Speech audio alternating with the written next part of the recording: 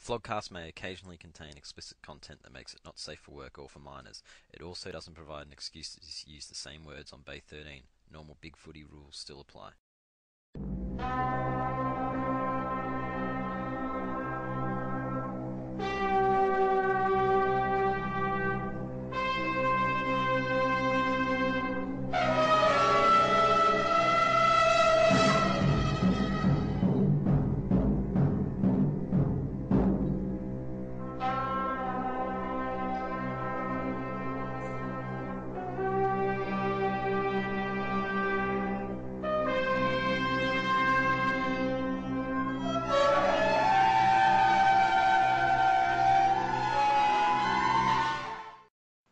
Alright, so this is the Flogcast for grand final week of the 2013 season. Fyfie joined by Tyler Durden. Hello.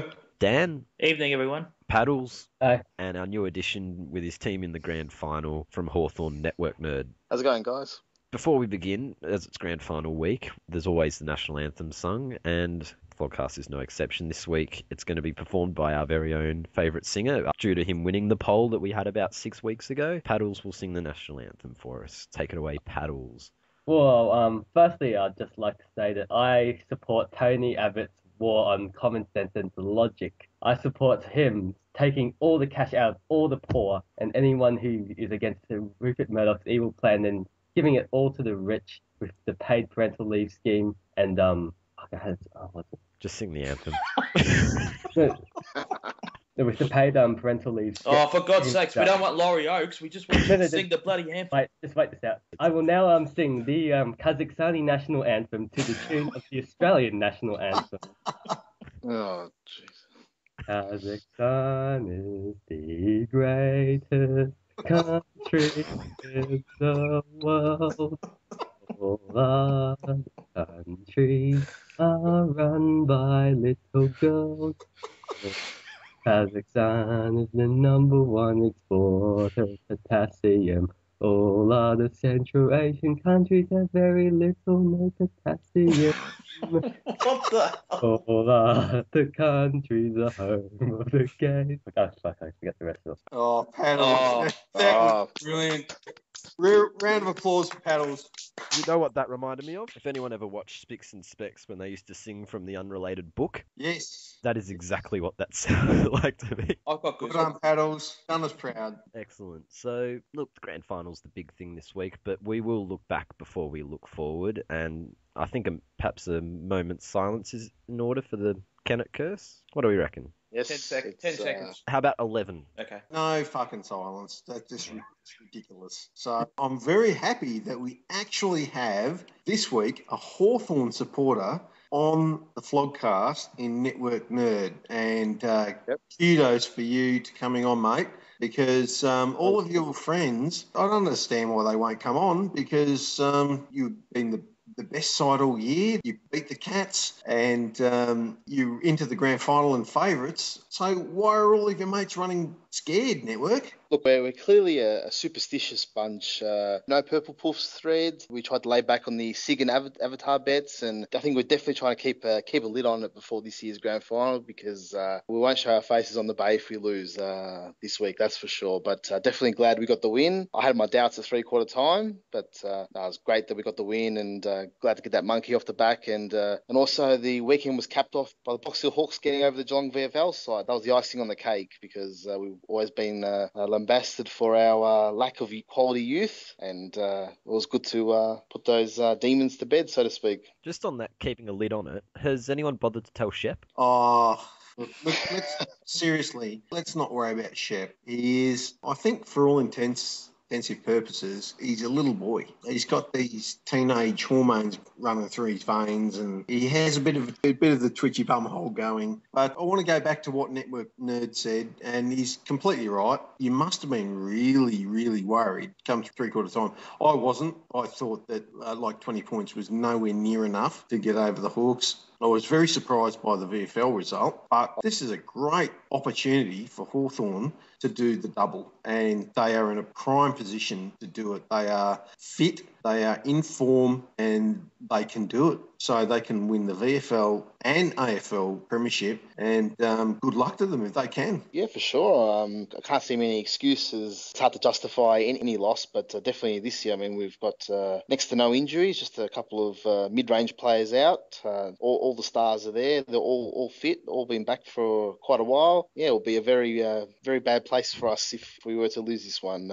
Reminiscing the Collingwood back-to-back grand final chokes of 2002, 2003. So we don't want to do that. We want to get the win. We want to be happy and have a good summer. And just the fact that I think it was a Bosk and Hodgepodge band at the moment, and also Cat Wrangler's not around too much. So that's probably three of the loudest Hawks, so to speak, aren't on the bay this week. So that's probably why things are a bit quiet from our side. Well, Bosk led with his chin. He just abused all of the Geelong supporters that he hated. Wouldn't that be all of them? Or? Oh, It was a lot of them. He sent out a filthy PM. yeah. Well, I mean, I'm feeling pretty privileged that I wasn't a part of that group because I get along with Bosk, but he just absolutely threw shit in the faces of these Geelong supporters. So, and he wasn't slammed by a Bay 13 mod, so he deserved it. Sorry, but he knew it was coming. He was like an Al Qaeda terrorist, and he just ran in with Hello.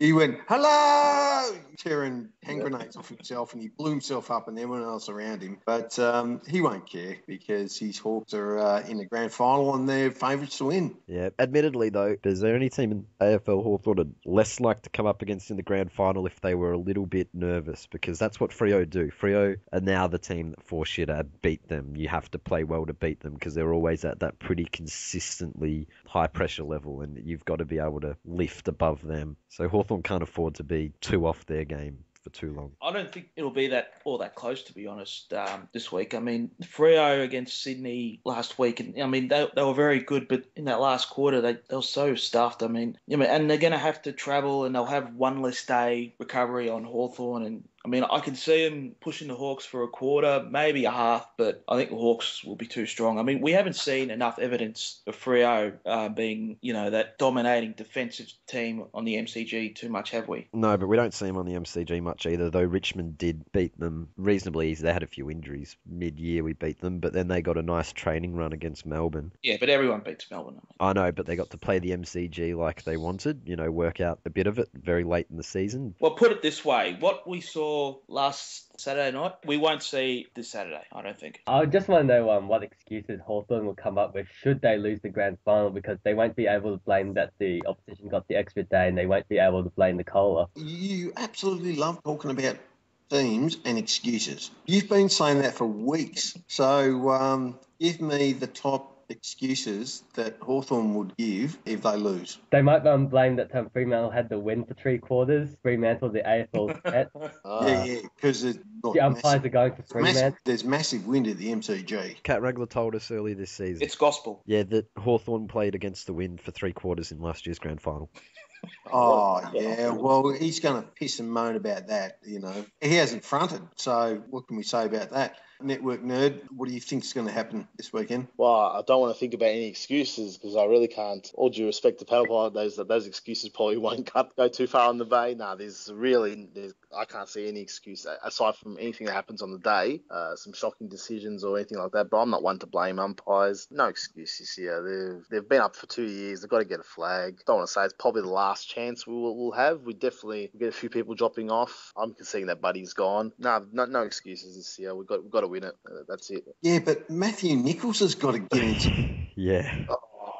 What the fuck is going on with that? Is this the worst umpire in the history of the game? And he is umpiring a grand final. Oh, I think we'll need to get the umpiring expert, Plugger Day 5, to answer that. Since we're talking about Matthew Nicholls, we've come up with the top 5 umpires who would be better choices to umpire the grand final than him. So number 5... Plugger. Number 4 is Peter Carey, the umpire who marked the ball, famous for marking the ball. Everyone knows that. Number 3... Howard Webb, the EPL referee who blatantly goes for Manchester United. Number 2... Alan Dar and his magnificent display during the Ashes. And number 1, Network Nerd. Oh, they have to be Sue's, one of the Bay favourites. Anyway, before we move forward, let's just go back and recap a little bit further on the two games, Geelong and Hawthorn. Yes, I really didn't expect Geelong to win. Yeah, you did. You had 800% confidence. Yeah, well, I mean, you guys pumped me up and I went along. I really didn't think we were going to win, but I was very surprised with how well they went early. But when it came to three-quarter time, it was evident to me that it wasn't going to be enough. And especially since Hawthorn hadn't been kicking straight, I thought to myself, 20 points, all right, we probably need 2 more goals and we need the first goal of the last quarter. And then within a few minutes, Hawthorn kicked the first goal of the last quarter. And it was apparent to me that I thought, no, we are not going to win this. And we were lucky to be as close as we were right at the end and to have a final shot by Varco, but it was a shot on the run, and it would have only gone to extra time, I think, because Hawthorn had enough time to score again. And even if we did win, I don't think we could have beaten Fremantle. So the two best sides who have been in top form and have been in top shape have made it through to the grand final. So that's the way that it should be. Just on that game, I don't think I've ever seen a guy overrun the ball as cleverly as Cyril Rioli, because, yeah, he overruns the ball and Bruce is just clever. It was just, there's got to be a limit. He was openly fapping in the box, and it was just bizarre. Like Bucks. Yes, just like Bucks. Oh, that was a pisser. Yeah, I just thought that was a bit bizarre, especially since Rioli didn't have a good game. I was watching it on the tally. I mean, how many times did the cameras go to Kennett? Yeah.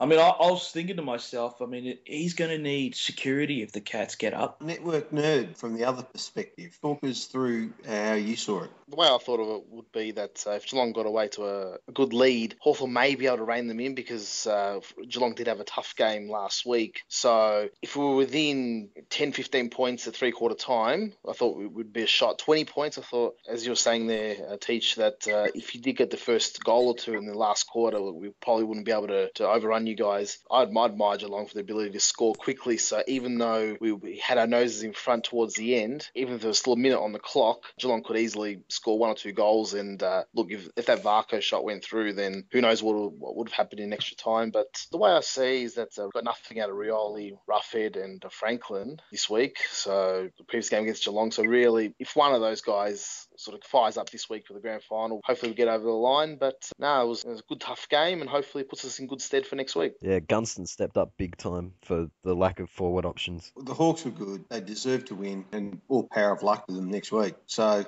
do we talk about Freo and Sydney anymore? What is there to say apart from the fact that Freo's pressure was manic? The Swans were pretty piss poor. They kicked a bunch of junk time goals to make it look close, but Freo were really impressive. I can't remember the last time Sydney getting taken to the sword like that, though. Did Hawthorn do it early this year? The qualifying final was 50 points we beat them by, so it was... Oh, yeah, that's true, yeah. That second half, we wiped the floor with them, so... But, yeah, they were smashed. Freo remind me a lot of the Eagles in 92 or the Crows of 97. They are ready and pumped, and this is going to be a really, really sharp grand final. Agreed on that. You would love those teams, wouldn't you, Teach? The 92 Eagles side, 97 Crows. Yeah, they did all right against Geelong, didn't they? Fucking love that, yeah. Best years of my life. Yeah, we discussed about the losing grand finals, didn't we, a couple of weeks ago? Yeah. I thought Freo were, damn impressive. But the thing is, they get an even contribution across the board. Like, Pav stepped up. If he steps up this week again, Who goes to him? Yeah, tough question. It's hard. Probably Lake. There's not been any other top side that has got a key defender that can absolutely shut down Pavlich. So, yeah, probably Lake goes to him, but can he shut him down? I don't think so. Bigger question's probably at the other end, because this is one thing to take out of that game. McFarlane was shit. It looked like he was on He's one leg. definitely carrying an injury. Yeah, he's carrying an injury, but geez, he was very close to a passenger to the point where against the Swans it doesn't hurt them when Jesse White's the only big forward and the resting ruckman. But against Hawthorn with their 3-pronged forward line, they're all pretty good. Like, 2 of them are very good, 1 of them's pretty good. You know, having a player down or a key defender who's going to struggle a bit like McFarlane, having that little disadvantage might just hurt Freo if he's not right. Yeah, well, Dawson will probably go to Franklin, and I would say that McFarlane will go to Roughhead, and that's probably where the game could be won if McFarlane's carrying an injury. Roughhead might be a bit mobile. He won't be able to on keep the up with lead, him. and yeah. Yeah, and especially with Roughhead, he plays high a lot of the time and he goes through the centre and sometimes even through the ruck a bit. All right, boys. So what about the Brownlow Medal? There was a fair bit of shit hung on Harry O, as usual, because there was some poster that was very clever and picked out that Harry O was, a couple of years ago, melting on the superficiality of being entrapped in modern society and fashion and everything. And then last night, he says that he had a hand in designing his girlfriend's dress, which was pretty shit, and everyone pretty much shit-canned her. You can't say it was shit. You'll hurt his feelings. He'll get offended and he'll have to go take a break. Oh, well, You don't want to upset him. Yeah, well, he doesn't know who I am, so, Just you wait. If I put Harry O in the key names for the iTunes thing, when he Googles himself tomorrow, he'll see the Flogcast. Oh, and everyone Well. knows that you'll teach Kellett anyway. Oh, well, okay, I better shut up then. I'm in big trouble then. Yeah, you might get sued, like strategy. And he was posing for photos too on the red carpet. It's probably a bit easier this year. He had a much better looking bird compared to when he was complaining, a couple of years ago with that. Who was he dating then? Some fugly. That fuzzy one. Fuzzy. Yeah. Fuzzy. Yeah, fuzzy. Yeah, ordinary looking bird. She was shocking, that one. But yeah, Ablett, he's a gun. He won again. He thanked his old man in the speech. That was who he was thanking, wasn't it? Or God Yeah. or someone. Yeah, he was thanking God. That's his dad, yeah. It's a little bit sorry because his dad was actually in the paper today saying something about God and how he's, led him on his path. Don't worry about the fact that he's left a dead girl in his path. But, Jesus. Did they have that silly photo of him with the Bible over with that goofy smile on his face? Did that accompany the story? That one they always wheel out. Isn't that just so sad? I mean, yeah, they're great footballers, but unfortunately, the family is just stricken by complete selfishness and lack of regard for anyone else around them. Yeah, what's with Ablett Senior ringing his son and saying, "Oh, I'm still a better player than you, this, and that"? Come on, what's with that? He's a head case. He is an absolute head case, Ablett Senior. But considering they're both, Bible nuts, I can see why Alter Rob barracks for Geelong. I just think it's really sad. They're both exceptionally talented at their sport, but they're just not connected to the real world. Junior doesn't seem too bad, does he? He seems better. Like, I think he's seen what his dad's like. He's gained a bit of perspective from being in the system when it was better, and he's seen just how bizarre some of his dad's behaviour was. Did you see Gablett Jr.'s girlfriend? Oh, yeah. Well, she was tidy as, but yeah. how uncomfortable did she look? She didn't look like she was in place. Not like his old Mrs. Lauren, who was just lapping it up. This one, she looked like she was walking on hot coals. Well, what about Ruby Rose cracking the shits that she got uninvited by Hawthorn? Anyone read that article? No, I didn't. Oh, what was going on with that? I'd have thought if a woman got uninvited by anyone, the culprits would be St Kilda. No, apparently Buddy invited Ruby Rose to go with him to the Brownlow, but apparently Hawthorn said no because she doesn't fit the mould of a typical wife and girlfriend. So that was Isn't this the same team that's trying to promote the gay round or whatever it's called? Sydney? Yeah. They stopped that after Bosk threatened to suicide bomb them if they did. What about the two Cloak brothers? The two Cloak brothers went together. Travis took his brother Cameron. Was that his brother? Because the caption in the photo said guest. Yeah. It said guest. And you know what? The head proportions between Travis and Cameron were immensely different. It was like Travis Cloak had 2/3 a bigger head than Cameron. They may be brothers, but Travis looks a step back in the evolutionary chain. Did you guys see Josh Gibson's date? No. He had some tiny little Mexican dude as his date. Dude? Yeah. Okay. Who's that? Oh, he had some Puerto Rican looking guy as his date. I don't know. Is Bosk Puerto Rican? It could be. I don't know. Now, I was a little bit worried about Nick Nanui's date at the Brownlow because she came about 2 inches under his shoulder height, and I think that the police need to check the papers for a bumped body because if racial stereotypes are in vogue, he would have smashed her in half after the Brownlow. I seriously worry for that girl's safety. I can't wait for Majak Door to go to the Brownlow. Who gets the votes on the night? Because I reckon votes for just who was having a good time there. I reckon probably 3 to Swanee's misses, or just pipping Dustin Martin for 2. Every time the Dangerfield. cameras went to Barlow, he was making these funny-looking faces. Yeah.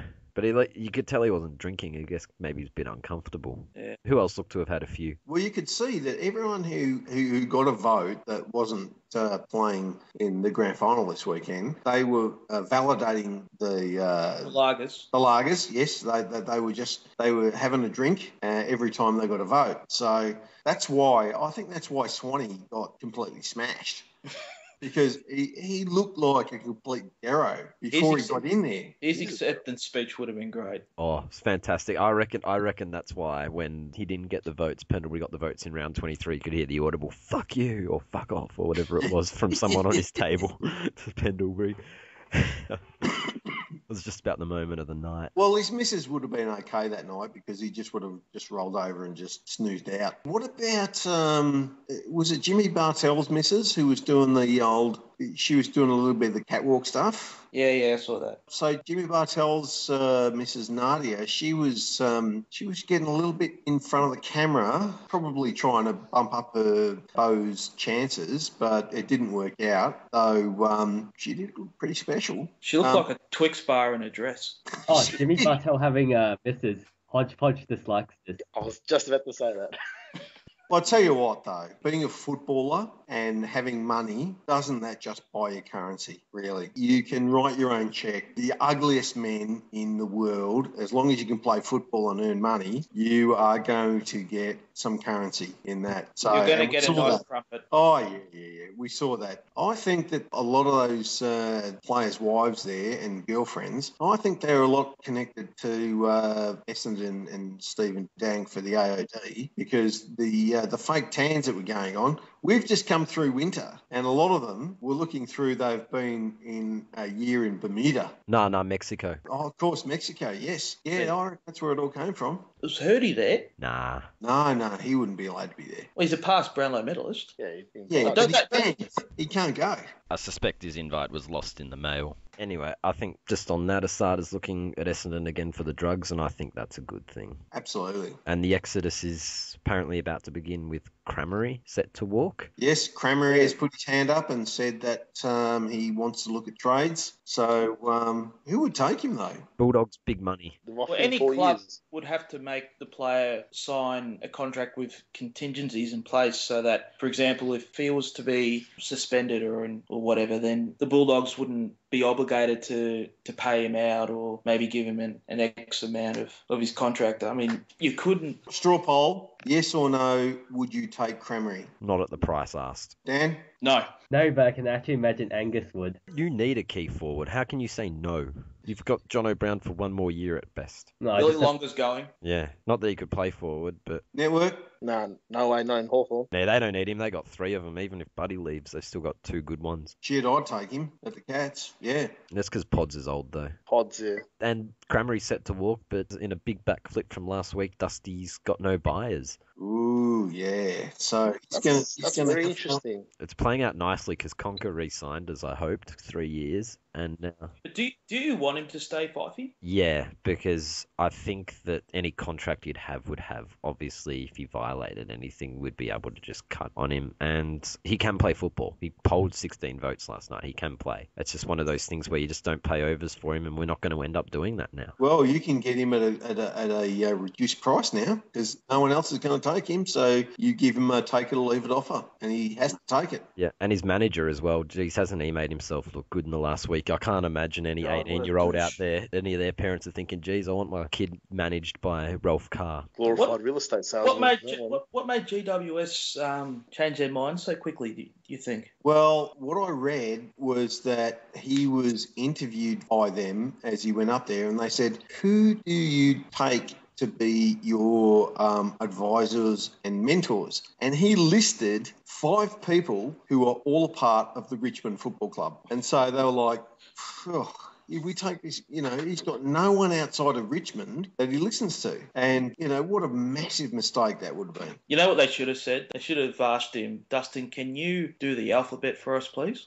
They're not even the alphabet backwards. Do it the right way round. But yeah, speaking of other re-signing news or who's heading anywhere, Heath Shaw. This is odd. Oh, Yeah, he's shopping himself about, and who would pick him up, actually? I actually think that... Hawthorn. Oh, No, if we win the flag, I think Guerrero will retire, and I think Heath Shaw would fit that role quite nicely. I think top four Yeah, sides you're right. would have a go at him. You're dead Yeah. right. Yeah, Guerrero's going to retire after this flag. Teams with holes down back that are near the top. You need that nuggety halfback flank with a bit of pace, and we've got Doria in the reserves, but I think Heath Shaw would slot in very nicely for the right price. The interesting thing is why he's leaving, and we do have the top 5 for that, so we'll do that now. Top 5 reasons Heath Shaw's leaving. Number 5. It's because his old mate Didak's gone, and you can't go drive-bys with him.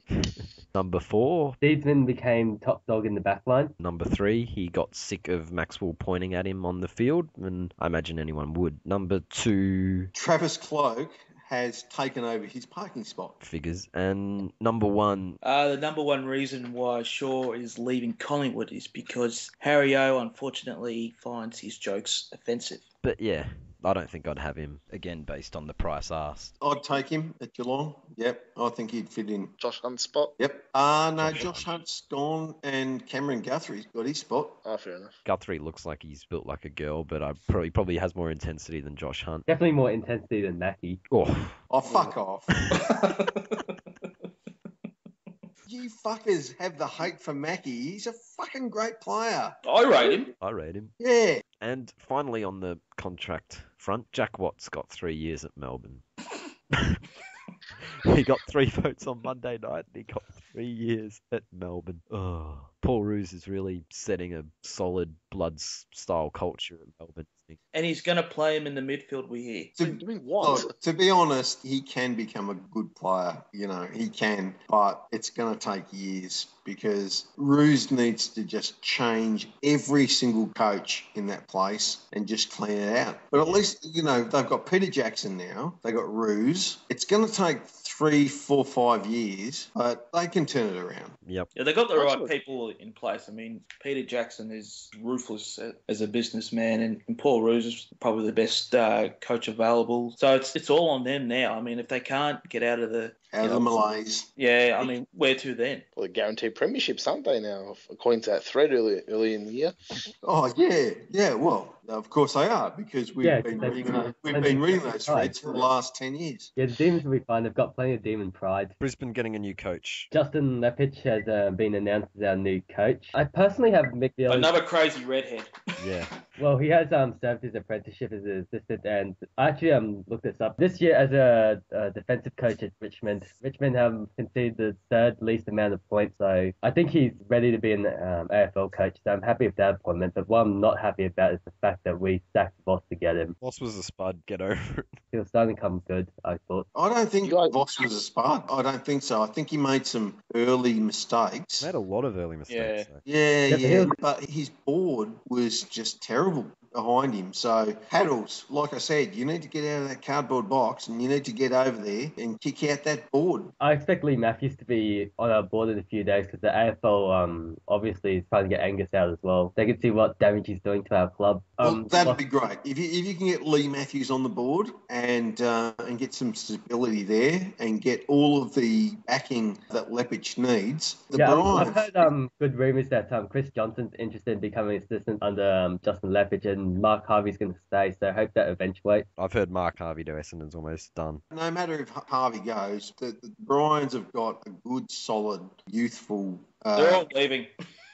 Well, they are. That's true. Some of them are leaving, but a lot of them are going to stay. So I think they're in good hands. And I think that if this board can stabilise and if Matthew gets on the board and Lepich can pull them all together, I think there's a good future for them. I actually also have a suspicion that we might start being the second Fremantle because Justin Lepich obviously was the defensive coach at Richmond and obviously did a good job. So I can actually imagine us being another Fremantle. Oh, God, because the competition needs more low-scoring defensive teams. Yeah, well, anyway, okay, over the brines, shut the fuck up. It's grand final week. Thread of the week, I reckon, was Ugak's videos on the Kennett Curse. God, he gets it every week, but yeah. Yeah, but wasn't it fantastic? The bloody Clarko as Yeah, the it was. Munchkins and the bit of all the midgets run away from Clinton Jones. The music in the background, yeah. And Flog of the week for Geelong Dynasty. There had to be a Geelong supporter, or whoever lost it was going to be, and Geelong Dynasty for his thread. What do you do? Well, fuck, you were the one who suggested it. It was the Hawthorn's lack of quality youth is disturbing. Yeah, that was it. Oh, yeah. That's the one, yeah. And just on last week's poll, real quick, would you vote Paddles for the president of the Bryans? Paddles only 14% think so. The rest say either no or they'd rather vote for Jack Watts. So I forgot who I voted for. Sorry, Paddles. I think you voted for Jack Watts. Sorry. But yeah, and now we'll move on to the big game. Two teams, Purple Puffs versus the Maybloons. 48%. No. The piss and poos. The Piss and Poos and the Purple Puffs. Oh, one disappointing aspect about Fremantle wearing their clash jump is you don't get to see the visual brilliance of one team in brown and gold and another team in purple. I think the Fremantle made a very intelligent decision because white is a very contrasting colour against brown and, well, piss and poo. So they are going to be able to pick out their own players extremely well. So good decision by Fremantle in that case. Was it their choice? Yeah, it was. Yes, it was. They got told to wear white shorts, so they just went with the white strip overall. If they probably should have just ran it in Geelong colours, that would have been interesting. Might have choked again. Would have put the shit up the Hawthorn players. They would have shit their pants. Well, lucky they're wearing brown shorts. But yeah, a lot of Freo supporters flying over. 18,000 of them apparently registered for tickets, and there aren't enough planes to do it. So any suggestions as how they might have got across? It is still early in the week. Was that big purple bus on the news? That was... Imagine being with a whole bunch of purple puffs for 4 days driving over. Jeez, It'd be like that bus jump out of and Queen out of the Desert. What's that movie Priscilla. called? Priscilla, yeah. But a return flight was $2,500. Apparently, the airlines are asking, "Geez, where they supposed to get $2,500 from? These Freo half breeds that live over there." Well, a very, very good one of my very best friends, a Hawthorn supporter who lives in Perth. He actually managed to get himself a red-eye flight tomorrow, and he actually has to sit with a bunch of purple puffs in their little section. I think they're sitting in the old Northern Stand, which is near the Punt Road end of the ground. But he is going to be a solitary Hawthorn supporter sitting amongst a bunch of purple puffs out there. And so he can't leave early. He has to sit there through the whole thing. So for his sake, by Christ, I hope Hawthorn win. Because he's catching a red eye over and then he's staying at a mate's place who is a Freo supporter. And then he is leaving day after the grand final with a bunch of purple puffs going home. So, I hope for him that Hawthorn wins because otherwise he is going to have a week of torture. He's going to get fucking destroyed. If Hawthorn loses, he could be in for one hell of a scarf wearing at the game. I reckon he'll be booking his flights to Europe instead of Perth. He's pretty brave. So he'll put up with the shit that he needs to take. But for his sake, I hope the Hawthorn win. Brave's a bit of an overrated term these days. It's been sullied ever since it was thrown at Joe Watson. But yeah, honestly, I think we just move on to what we think of the game. Personally, I think that this is the hardest grand final I can think of in recent memory to pick. Probably have to go back to Sydney and West Coast games to think of one where it's not so clear cut as to who you think's going to win. I'm just not sure. I think Hawthorn easily. I think the Hawthorn skills, short kicking game and good movement of the ball will be too good for Fremantle. They'll have their structures, they'll have their zones, but I think Hawthorn will just pierce it and win quite easily by at least 5 goals. Who do you think Crowley will go to network? Probably Mitchell, but I think Mitchell will his role is a half back these days. He's not even in the midfield, so Mitchell may even just go forward, take him to the goal square. Like, it doesn't matter. We don't have these superstars like other teams do, which changed for enough for seriously, Hawthorn, but you don't have these superstars. Yeah, I was going to say. Not in the midfield, not really. Not like a Selwood or an Ablett. No one of that elite these days. We've got Hodge, Lewis. They're not he's elite. They're B plus players at best, I'd say. Oh, that's pushing it. Yeah. We just got got an admission from a Hawthorn supporter that Hodge is B+ at best. Yeah, they're B+. They only finished top of the ladder. Yeah, they're B+ at best. Yeah, but it's a team-wide effort. I mean, look at the Brownlow. We didn't have anyone get over, I think the highest vote getter was 16 points. Well, who cares what the umpires think? Plugger does. I reckon Hawthorn will win by 12 points. I reckon they'll get a goal after Surrey similar to 2009 to make it look a bit not as close as it was. Yeah. And I think the Leon Davis medalist will be Stratton. Who's the Norm Smith? I reckon Ruffy. Jordan Lewis. Ooh, Brad Sewell. I'll go Brad Sewell. Nah, Sam Mitchell. Just on Sam Mitchell winning Norm Smith, I reckon it'd be great if a player can win the Brownlow one year, then Norm Smith the next. Good one. Yeah, Hawks by 2, probably by kicking very inaccurately, as they have in the last few weeks. I think Hawthorn by probably 3, although their kicking could cost them, but I just think that McFarlane being a bit underdone will hurt them with their forward line, and I'm on Ruffy for the Norm Smith too. And Leon Davis medal, because he's fit, I reckon McFarlane for the Leon Davis medal. So I'm the only one who thinks Hawthorn's going to do it relatively easy, because I think they'll win by 30 to 60 points. Yeah, I picked 5 goals. What do we got for Leon Davis medalists from you guys? Worst on ground. Cyril could go back to back in a winning side. That's true. No, he won't. No. Worst on ground, probably... Who was the injured ones from Fremantle? McFarlane. Yeah, McFarlane. Oh, he's an easy target. Come on. Oh, yeah, what do you want? You want me to pick... I think his struggles will provide Hawthorn with the biggest advantage to win. Him playing as a bit of a passenger, I reckon, is the reason Hawthorn, even if they kick inaccurately, would still roll them. It's a valid choice. Well, I'll revise my Leon Davis and I'll go for Lance Franklin. I'm going to go with Zach Dawson. I'll go Tendai Muzungu. Oh, nice. I just like saying that. Any bold predictions? A purple puff supporter will run on the ground. No, I reckon that Brent Guerra is actually going to retire and he will smash someone front on in the face. He will elbow someone straight on in the face. I reckon the Channel 7 commentary box at the MCG will explode because of the amount of jizz that comes out of Bruce because he just keeps thinking of Cyril. Yeah, I'm thinking that if Hawthorn sort of up by 30, 40 points in the last quarter, Franklin will just clean up someone and get 10 weeks, but he won't care. He's off to GWS. So he's $2 million a year. He doesn't want to earn that over 22 weeks. He wants to earn that over 10 weeks like Tippett. So why not? He'll get a 10-week holiday as a parting message. Probably Ballantyne, I reckon. I'm on a similar vein that I reckon someone, if Crowley starts to get a little bit of niggle going, I reckon someone hits him back hard. It might only cost a free kick, but it might get him subbed. And I think that this is the game because no one wants to get suspended, but they're backing there won't be a draw so that they won't be here next week, and they'll take 3 weeks to get Crowley or Ballantyne out of the game and get them from putting them off. Can you imagine the meltdown from the Freo supporters if Crowley or Ballantyne go down? They'll be crying. They are fucking sooks when it comes to those two. Tyler telling it like it is. And joining us quickly to offer their grand final predictions, we have both Cthublhu and Duckula. Cthublhu. Okay, let's see. Winner, Purple Puffs. All right, I thought they were too good last week against the Swans. I reckon if they can kick straight, they're in for an easy win. Heard it here first. The Leon Davis medal for worst on ground, I'm picking Brad Sewell. He's going to go donuts on us on the weekend. He forced his way back into the Hawks team a few weeks back, forcing some poor bastard out. And I reckon he's going to repay them with a donuts game. The Norm Smith, I reckon that'll be Hayden Ballantyne, much to the disgust of everyone else in the west of Australia, all the West Coast Eagles fans. I reckon Hayden will win it, and as he's reaching over to get the Norm Smith medal from whoever presents it to him, he'll whisper in his ear, "I fucked your mother." My big prediction, boss, because red card will wear off on Saturday and he'll earn another one Saturday night when they lose. Duckula. Okay, so my tip for the winner is Hawthorn. Margin would be 27 points. Norm Smith, my tip is, I know nothing exciting, so I think Sam Mitchell. Leon Davis medal, I think, is going to go to Daniel Pearce. I think he might go missing when the heat comes on. And my outlandish tip, or something that I think might happen if Freo do somehow pull it off and win the premiership, I think Ross Lyon and Zach Dawson will publicly declare their undying love for each other.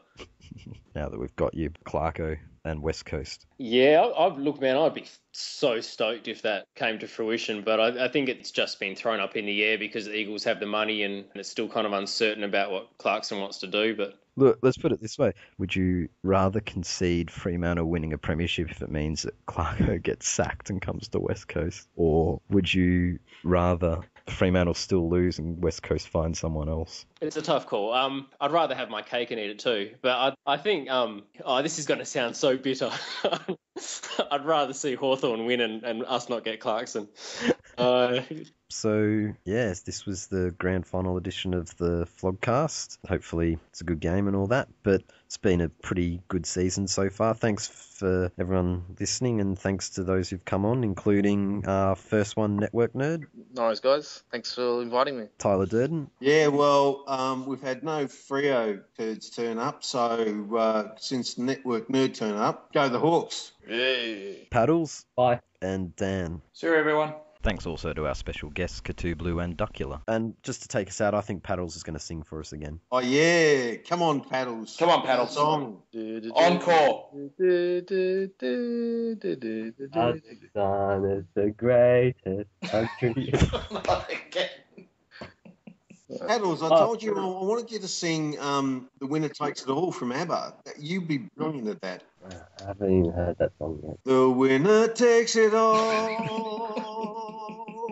Loser stands and falls. You never heard that? I don't think I have. No, I don't think the 60s or 70s was an era, Teach. Oh, for fuck's sake.